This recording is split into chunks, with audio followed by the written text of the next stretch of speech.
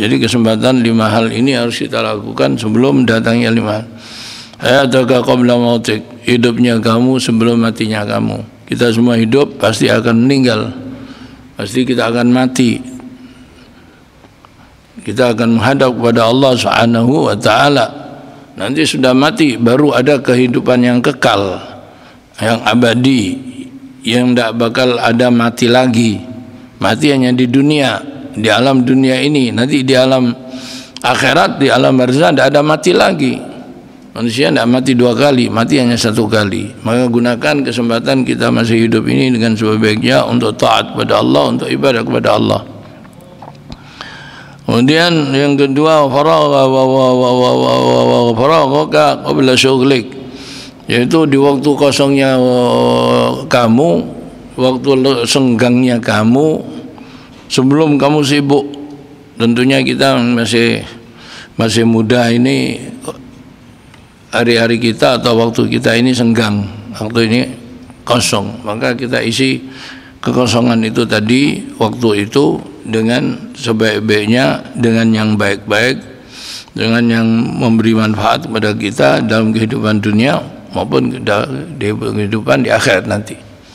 Kemudian yang ketiga, wasyababaka qabla haramik, di waktu mudamu, di waktu kuatnya kamu sebelum kamu tua. Tentunya kita ini tidak bakal muda terus, pasti akan tua.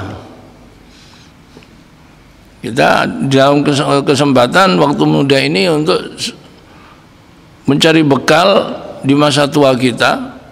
Hidup ini kita mencari bekal untuk di akhirat kita.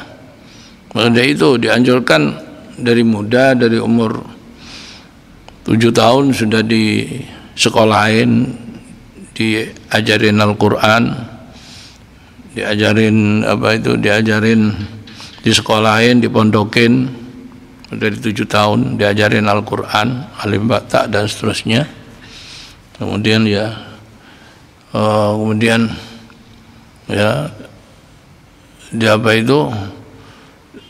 dicara, kalau ndak bisa disekolahin, dipondokin, ya diajar sendiri kalau bisa. Tapi kalau ndak bisa ya dipondokin, dia panggilin guru, dikirim ke pondok, ya, seperti yang dilakukan oleh para ulama-ulama besar. Mereka menjadi orang alim karena mereka menggunakan kesempatan waktu mudanya sebaik-baiknya untuk mencari ilmu sebanyak-banyaknya. Kalau kita tidak mendapatkan ilmu itu di waktu muda, susah kita dapatkan di waktu tua. Karena belajar itu adalah seperti ta'allum bis-shaghar, belajar di waktu kecil, di waktu muda, ya, di waktu remaja, itu kan naqshi fil hajar, seperti melukis di batu, ya. Wa ta'allum bil kibar, katanya satu pepatah, tapi ini bukan hadis.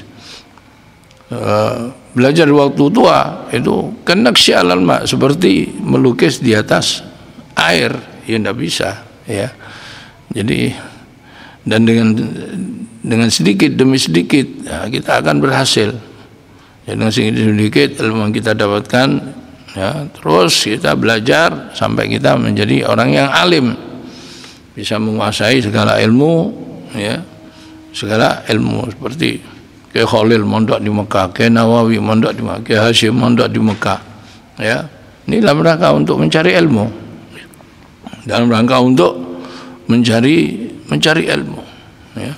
Pulang-pulangnya udah jadi orang alim, udah menjadi, ya, kiai besar, ya, Kyai Khalil, ya, Kyai Hashim, ya, Kyai Dahlan pendiri Muhammadiyah, itu semua mondok di Mekah, ya.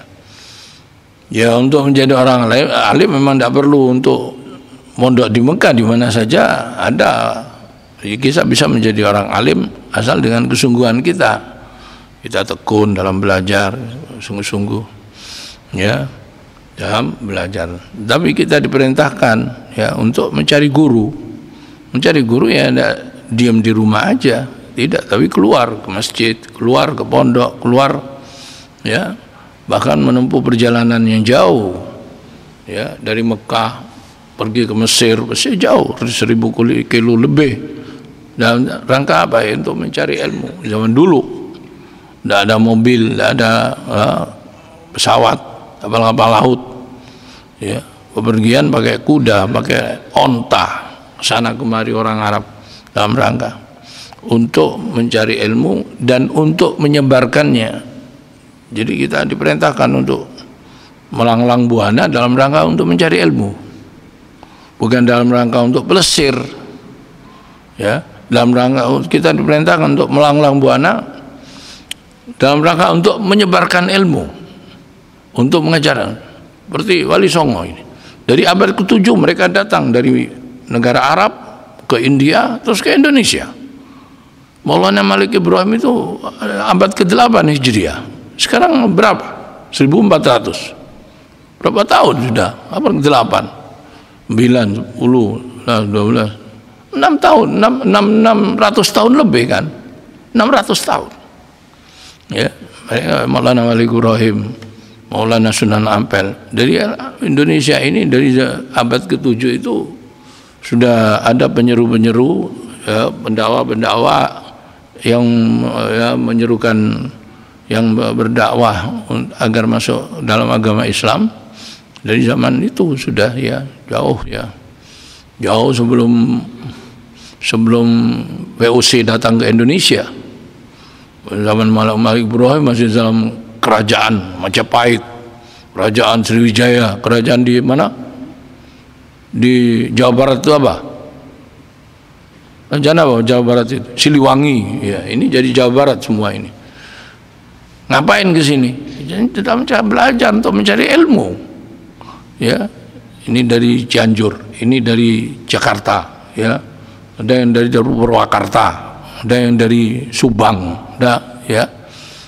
Jadi mereka datang untuk apa? Untuk main-main ke Jember, hanya untuk main futsal di Jember, ya, main kastin, enggak, tapi untuk belajar, sekolah, ya.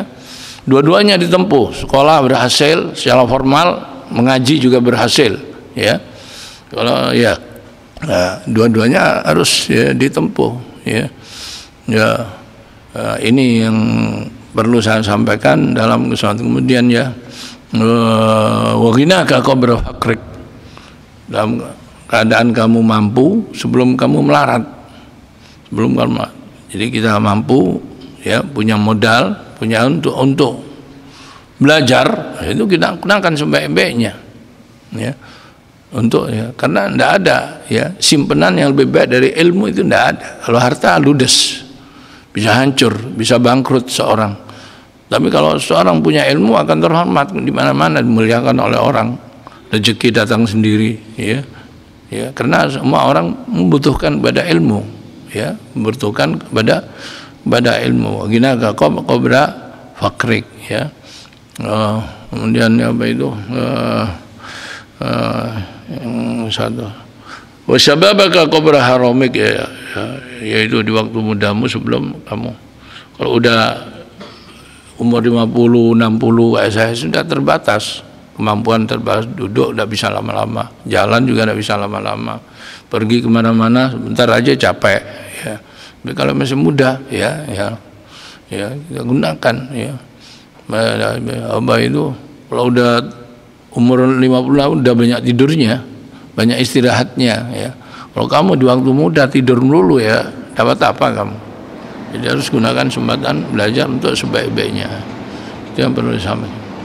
Karena biqadril ijtihad tunalul murad. Menurut kadar ijtihad kita, kesungguhan kita dalam mencari ilmu, kita akan dapatkan ilmu itu. Ya, ilmu tidak bisa didapatkan dengan kita rehat, kita, ya, seneng aja, ya. Jadi di waktu kita belajar itu harus tirakat, pondok-pondok harus tirakat, ya, makan seadanya, tidur seadanya, ya. Kalau pengen yang enak semua, makan yang enak, tidur yang enak di rumah. Kalau di rumah aja dapat apa? Ya, bisa apa nantinya?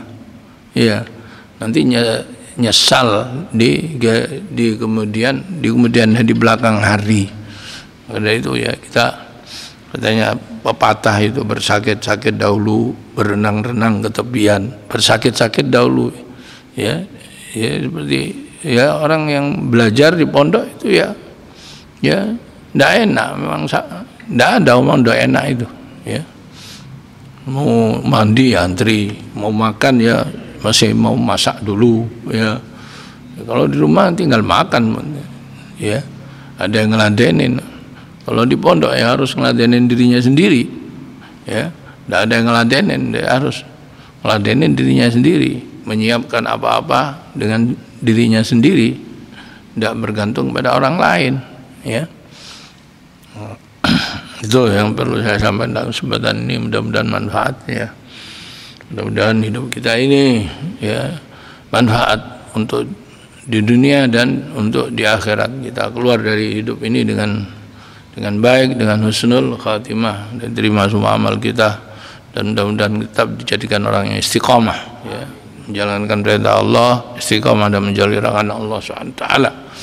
Amin ya rabbal alamin. Wassalamualaikum warahmatullahi wabarakatuh.